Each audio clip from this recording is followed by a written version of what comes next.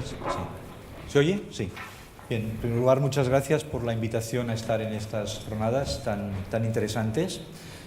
Y, de hecho, me alegro mucho de la excelente presentación del doctor Muñoz Guerra, porque creo que abre un poco el camino por el que yo voy a incidir. Él ha explicado muy bien que tenemos unos métodos analíticos más o menos estandarizados para hacer nuestros análisis antidopaje, pero que se requiere realmente evolucionar y tratar de evitar esos periodos, digamos, entre los cuales no hay un método adecuado, ¿no? Esto implica la necesidad de que haya investigación y desarrollo en el control antidopaje, como existen muchas otras actividades. Y un poco yo voy a tratar de incidir en estos aspectos. Como él, voy a levantarme y voy a tratar de, si tengo el puntero, vamos a ver. Si me pueden ponerla en grande, mejor, porque... Vale. Bien, como decía, pues voy a tratar de explicar un poco cuál es esta actividad un poco colateral, pero que es también importante y básica en los laboratorios antidopaje, que es la actividad de investigación y desarrollo para nuevos problemas, por decir de una manera. Bien, en esta diapositiva se ve un poco los diferentes grupos de sustancias que actualmente están recogidas en la lista de una manera más organizada, pero aquí están un poco en orden cronológico, como se fueron incorporando a la lista desde los años 60, 70 hasta la actualidad.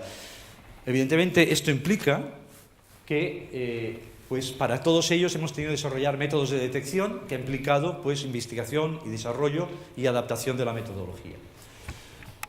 Entonces, yo lo que voy a hacer es, en 4 aspectos concretos, explicar cómo, por ejemplo, es necesario investigar para mejorar la detección del dopaje. Y voy a ilustrarlo con investigaciones que hemos hecho en nuestro laboratorio sobre 4 temas, que son la detección con mayor retrospectividad, distinción entre vías de administración permitidas y prohibidas, cómo afrontar nuevos grupos de sustancias prohibidas realmente novedosos y tratar de aportar alguna nueva propuesta para problemas muy importantes pero que no están resueltos todavía. Si hay algunas diapositivas con algunos temas químicos o estructuras, no se asusten, solo están aquí para ilustrar un poco la complejidad del tema. No les voy a examinar al final de la charla, por tanto, espero que se pueda entender relativamente bien. Evidentemente, el hacer frente a estos retos significa investigación. Significa desarrollo, y esto es importante en un momento en que, no a nivel solo nacional, sino a nivel internacional, se están pensando en recortar gastos en diferentes actividades y una de las tentaciones importantes es recortar por la vía de la investigación. Espero que un poco al final de la charla veamos que es importante no hacer frente a este problema de esta manera. Bien, vamos a ver un poco la mayor retrospectividad. Una manera de aumentar la retrospectividad, como ha indicado el doctor Muñoz Guerra en uno de sus ejemplos, es tratar de detectar metabolitos de un compuesto prohibido que tengan una excreción mucho más lenta. Eso quiere decir que se puede ver, digamos, con mayor retrospectividad la fecha en que la persona pues, tomó dicho producto. Yo lo voy a ilustrar con uno de los esteroides anabolizantes más utilizados, la metiltestosterona. Bien, simplemente para que se tengan una poca idea de la complejidad, digamos, es el perfil de sustancias que se excreta una persona que ha tomado metiltestosterona. Una persona que toma metiltestosterona, en su orina aparecen como mínimo 7 u 8 compuestos diferentes y, evidentemente, los laboratorios lo que hacemos es determinar estos compuestos, que son los que se excretan en la orina, para ver que esta persona ha tomado dicho producto.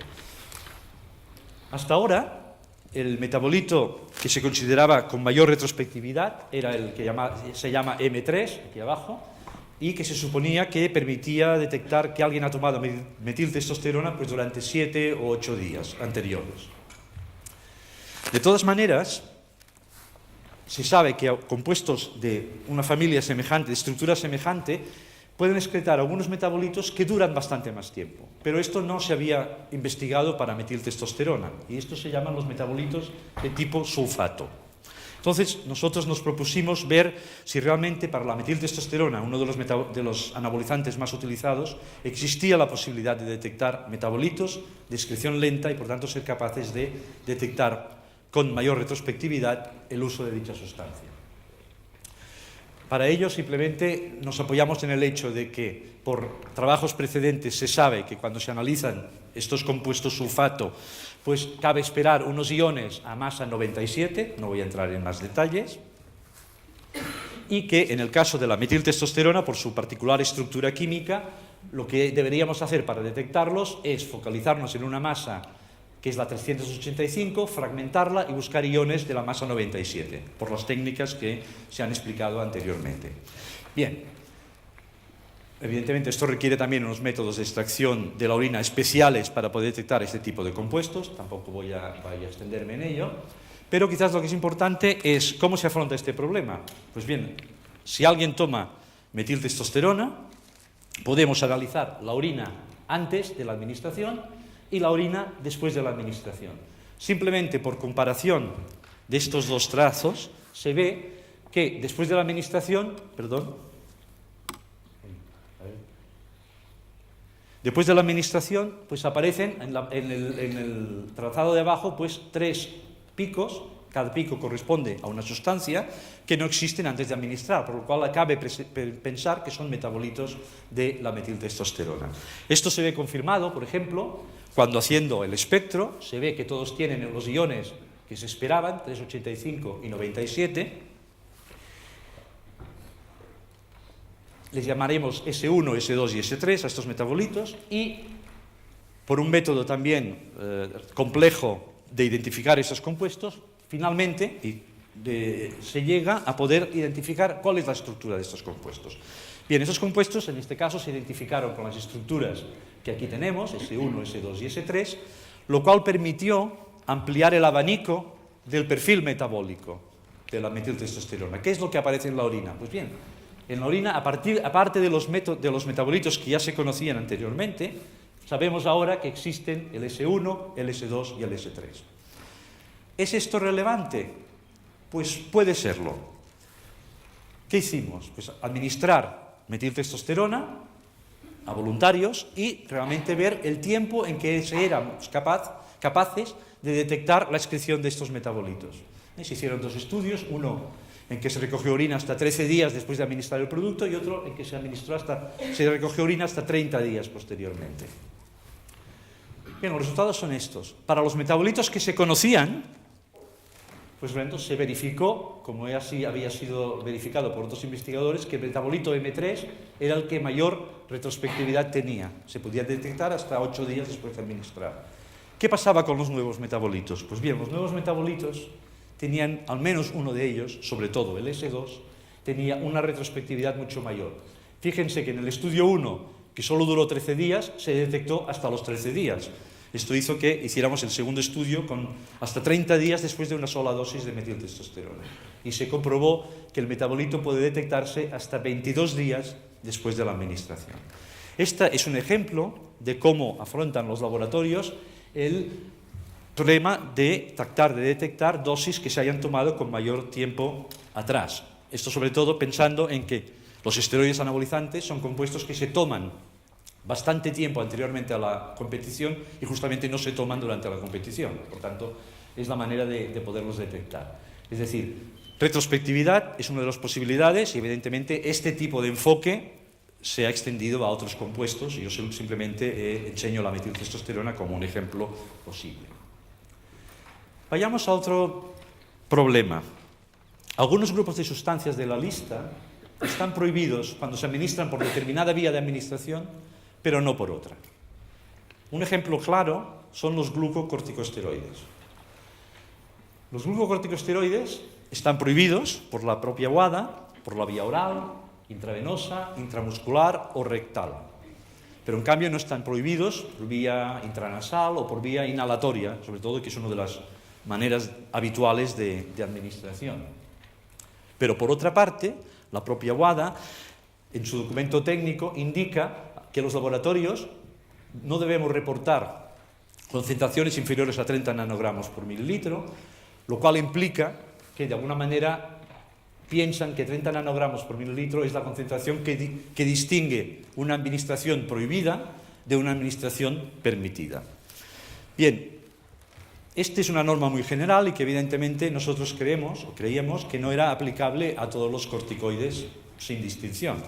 Por ello, hicimos un estudio con uno de los corticoides que más aparecen en las muestras de orina, que es la budesonida, que tiene esta estructura que está indicada aquí, y tratamos de estudiar qué es lo que pasa con la budesonida cuando se administra por vías permitidas, como la vía inhalada o la intranasal, o por vías prohibidas, como la vía oral.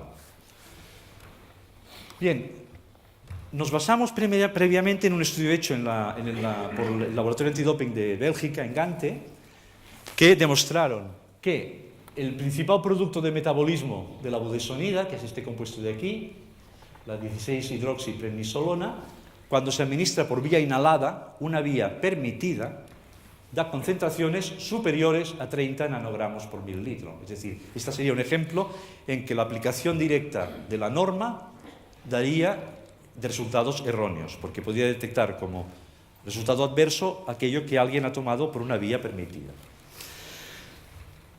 Entonces, la estrategia fue, digamos, pues tratar de distinguir ambas situaciones, y también hicimos un estudio mucho más a fondo del metabolismo de la budesonida para ver si había algún otro metabolito que fuera un marcador mucho mejor para distinguir entre la vía permitida y la vía prohibida.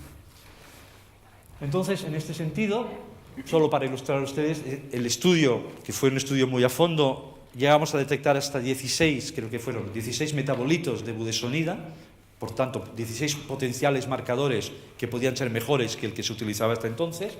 Estos son los metabolitos que mantienen lo que se llama el grupo acetónido, que es este grupo de aquí, y estos fueron de los cuales señalo la 6-hidroxibudesonida, porque vamos a hablar de ella después, y también los metabolitos que no mantienen el grupo cerrado, sino que lo mantiene el grupo abierto por metabolismo, y de los cuales también señalo la 16-hidroxiprednisolona, que era el metabolito que se detectaba hasta entonces. Bien, de nuevo, hicimos un estudio clínico en que administramos a 8 sujetos, dosis inhaladas, y después de un tiempo de espera, dosis orales, y para poder comparar realmente qué es lo que pasaba. Bien, simplemente decir que se estudiaron todos estos metabolitos, qué pasaba cuando estaban por vía inhalada, que es el cuadro verde, o cuando estaban por vía oral, el cuadro rojo, para todos ellos. Ustedes no ven nada, pero simplemente para ilustrar la extensión del trabajo, pero sí que quizás voy a centrarme en los tres más importantes. ¿Qué pasa con budesonida al nivel de 30 nanogramos por mililitro de corte, que es lo que recomienda WADA? Pues bien, budesonida a nivel de 30 nanogramos por mililitro de corte, resulta que evidentemente todos los resultados inhalados son negativos, correcto, pero solo es capaz de detectar la vía oral en algunas de las muestras y solo en el periodo de 0 a 8 horas después de la administración. ¿Qué pasa con la 16-hidroxiprednisolona, la que más se utilizaba hasta entonces? Pues bien, la 16-hidroxiprednisolona da falsos positivos, esto coincide con los trabajos previos hechos en Bélgica, hay bastantes resultados que están por encima de 30, aunque sí que detecta bien las dosis orales. Bien, como consecuencia de nuestro estudio, mirando todos los metabolitos, llegamos a la conclusión de que el metabolito 6-beta-hidroxibudesonida, al final de todo, es el mejor indicador porque es capaz de, a 20 nanogramos por mililitro, como nivel de corte, de distinguir todos los resultados que vienen de vía inhalada, realmente serán dados como negativos, y la mayor parte, hasta las 24 horas de resultados por vía oral, serán dados como positivos. Es decir, que de alguna manera, comparando estos tres marcadores, se vio que la 6-hidroxibudesonida no daba ningún resultado falso positivo y daba pocos resultados relativamente falsos negativos, y sus resultados eran mucho mejores que tanto la budesonida como la 16-hidroxiprednisolona. Es decir, que en este sentido, pues, se ha propuesto que la 6-hidroxibudesonida sea un marcador mucho mejor para distinguir la vía oral de la vía inhalada, la vía permitida de la vía prohibida, de la vía permitida para los corticosteroides, en particular para la voz de sonido. Bien, yo creo que esto ilustra también otro tipo de enfoque importante, que es la distinción entre vías prohibidas y permitidas. Voy al tercer apartado, que es cómo hacer frente a nuevos grupos de sustancias prohibidas. Este sí que es un reto importante porque además va a aumentar en el futuro. Es decir, simplemente si miramos el apartado de hormonas peptídicas, que también ha salido en la presentación anterior, de la lista de sustancias, vemos el enorme número de sustancias nuevas que de repente han aparecido en la lista. Sustancias que además, al ser endógenas, de tipo endógeno, iguales a las del cuerpo, son muy difíciles de detectar. Un grupo importante, evidentemente, una compuesta importante es la hormona de crecimiento. ¿Bien? Sigue siendo uno de los objetivos importantes a detectar hoy día. Sin embargo, como empiezan a existir métodos para hormona de crecimiento, parece muy probable que los deportistas acudan a otro aspecto, que es los factores liberadores de las hormonas, de la hormona de crecimiento, como pueden ser factores liberadores de otras sustancias. De hecho, lo que es cierto es que existe toda una familia de sustancias que están en investigación farmacológica por los laboratorios farmacéuticos en este momento, que son los secretores de hormona de crecimiento.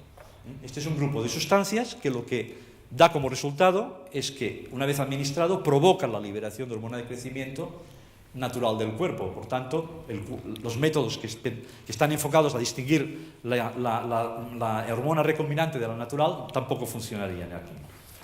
Bien, este grupo de sustancias tienen la sustancia que tenemos en el cuerpo que hace este factor, que hace este efecto, es el que se llama el grelin, que es esta sustancia que está aquí, que es un péptido relativamente pequeño, etc.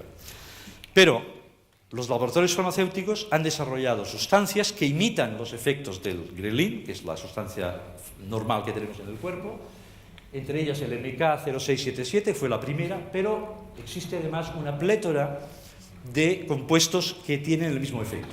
Aquí he puesto solo 8 o 9, pero en estos momentos hay casi un centenar de compuestos que están en diferentes estados de desarrollo y que van a llegar al mercado pues relativamente pronto. Entonces, en este sentido, ¿cómo hacer frente a este problema? ¿Cómo hacer frente a un nuevo grupo de sustancias que además tiene estructuras muy diferentes, porque si se fijan las estructuras son muy diferentes y por tanto es muy difícil pensar en un método químico que pueda detectar todos ellos? Entonces, en este caso es cuando empezamos a incorporar métodos más biológicos o de biología molecular. En este sentido, imagínense que somos capaces de tener unas células en una placa de Petri, en el laboratorio, unas células que las hemos preparado por técnicas recombinantes de manera que tengan en su superficie el receptor que es capaz de interaccionar con estas sustancias.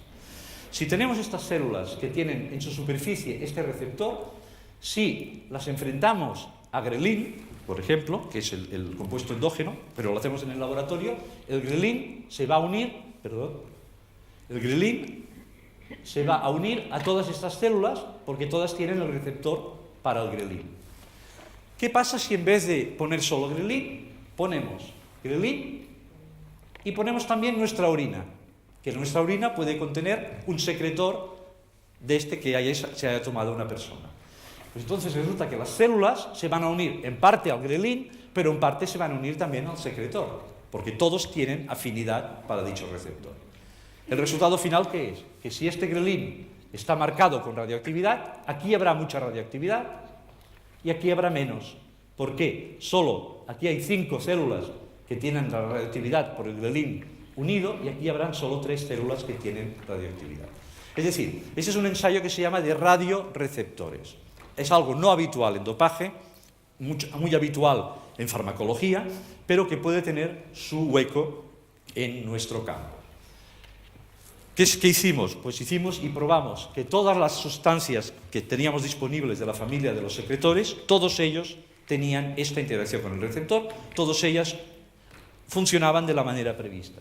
Cuando se observan curvas de este tipo, es que el proceso ha funcionado pues como se esperaba. Todos ellos se unen al receptor Y por tanto, dependiendo de la radioactividad que midamos, cuanto más radioactividad hay, quiere decir que hay menos secretor diferente del grelin, cuanto menos radioactividad hay más secretor diferente del grelin. Bien, no voy a entrar en detalles, entiendo que es un poco complejo, pero en cualquier caso esto ha permitido poner a punto un método que es capaz de detectar todos los compuestos de una familia que tienen un efecto farmacológico común.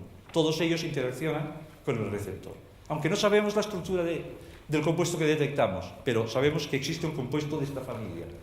De hecho, este método, como todos, hay que validarlo, hay que ver si depende del sexo, depende de la edad, depende del tipo de ejercicio o no. Hemos verificado que no es así, que es un test independiente de todas estas variables.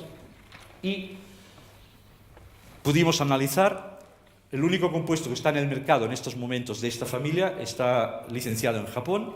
Entonces tuvimos acceso a un experimento que se hizo en Japón, donde se administró este producto y nosotros con nuestro método pudimos cuantificar las concentraciones que habían en estas muestras de orina después de administrar este producto, con lo cual se vio que el método era efectivo, pero además, posteriormente, el grupo japonés que hizo este ensayo ha desarrollado un método ya específico para este compuesto específico, el GHRP2, y sus resultados, que son estos, aunque casi no se ven, aquí el verde casi no se ve, pero la forma y las concentraciones observadas por el método específico son prácticamente idénticas a las observadas con nuestro método.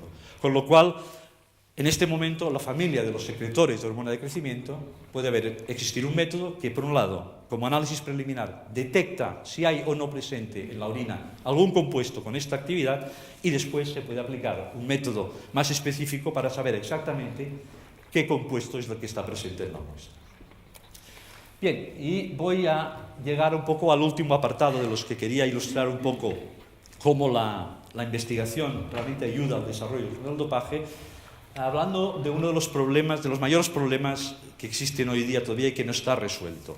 Se ha mencionado anteriormente las transfusiones autólogas, se ha explicado que es la transfusión de sangre de una persona, de uno propio, almacenada durante unas semanas en sangre o durante un tiempo en nevera, digamos, en condiciones adecuadas y infusión posterior. Y yo creo que, desgraciadamente, toda la evidencia de la operación Puerto y otras informaciones nos indican la gravedad y la importancia de este tipo de tratar de desarrollar metodologías para este tipo de problemas.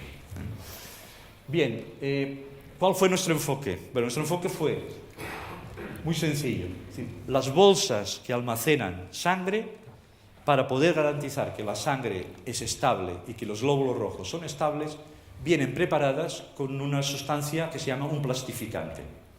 Las bolsas llevan embedido en el interior un plastificante que, en el caso concreto para la sangre, es esta sustancia de aquí, el DHP o didocetilexilftalato. Y por tanto, cuando a alguien le reinfunden sangre, sea propia o ajena, este método sirve también para todo tipo de transfusiones, se incorpora, además de la sangre, los plastificantes que la bolsa contiene. Entonces, en este sentido, la hipótesis era que este plastificante, el DHP, que está presente en las bolsas de sangre, se transmite al receptor de la sangre en el momento de la transfusión. Y que, por tanto, si fuéramos capaces de encontrar una concentración anormalmente elevada de DHP o de sus metabolitos, nos sugerirían que aquella persona ha podido sufrir una transfusión de sangre.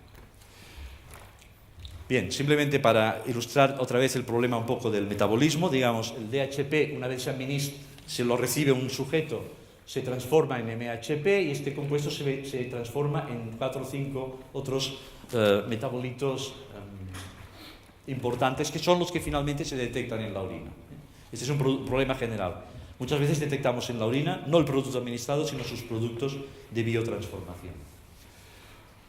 Bien, hicimos bastantes estudios que no explico aquí para, digamos, confirmar que la hipótesis parecía cierta, pero quizás el experimento más interesante fue el que realmente hicimos con administración de transfusión autóloga. Es decir, se estudiaron 25 sujetos.